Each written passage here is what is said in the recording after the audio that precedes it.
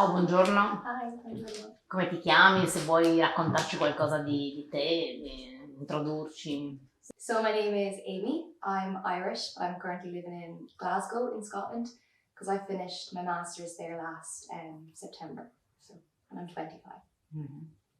Questo è stato il tuo primo incontro con questa realtà, con OperUs Academy, o avevi già avuto altre esperienze con questa tipo di opportunità? This is my first interaction with OperUs. Yeah, I seen them on Instagram.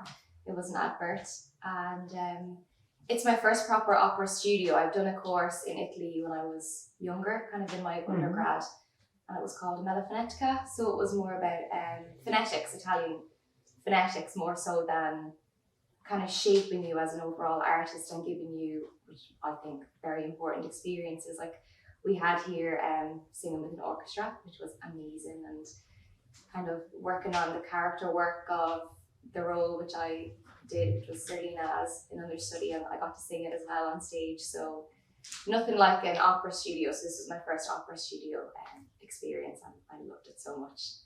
Da quanti anni studi in musica? Quanti anni hai cominciato e perché? Che cosa ha fatto scattare la molla della passione nei confronti della musica? I think I've been studying it now maybe 7 years because I did my undergrad, but I did an access course because my theory side of the music, like, you know, writing music and stuff, wasn't really strong. And the reason why I went into it as an art form was, I think I was maybe 9 years of age, and I was in the school choir, and I noticed all the older girls were getting the solos. And I was like, well, that's not fair. I'd like a little solo myself. So I asked if I could get a solo, and they were like, yeah, of course. Well, we'll have to hear you sing first. And when I sang, they kind of heard the height of my voice. Obviously, I was quite young, so it was quite high soprano. And they gave me Oh Holy Night to sing. It's a Christmas song. Again, a soprano-y kind of song. And I sang it at Mass. And this woman in particular said to her family, when I die, I want that little girl to sing at my funeral. And she died on Christmas Day. So I got a phone call and they were like, Amie, will you sing at a funeral in 2 days' time? And I was like, a funeral? If I was 9, I was like, oh, I don't think I can. They were like, no, just come with your backing tracks and sing Oh Holy Night first. And I was like, okay.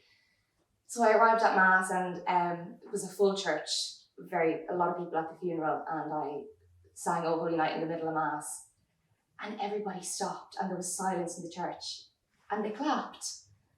And I remember like shaking, and I couldn't understand what the feeling was and why I was shaking, and I was like, why are these people clapping? Like, you're not allowed to clap at Mass. Like, you know, I was like, am I in trouble? Like, what's going to happen? So after Mass, the family came up to me and they were crying, and they gave me a hug, and they said, you know, they were like, Amie, thank you so much for doing this for us as a family. You've given us so much hope. And I didn't know what that meant at the age of 9. And I remember feeling so overwhelmed.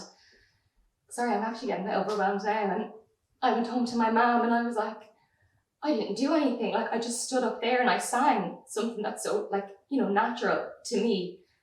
And I've made these people feel a certain way, and it was a horrible time in their lives. And I was like, I think I want to do this forever, because it didn't just make me feel a certain way, but it made them feel a certain way. And I think that's what singing and music is all about, really. So that's when I knew I wanted to do it forever.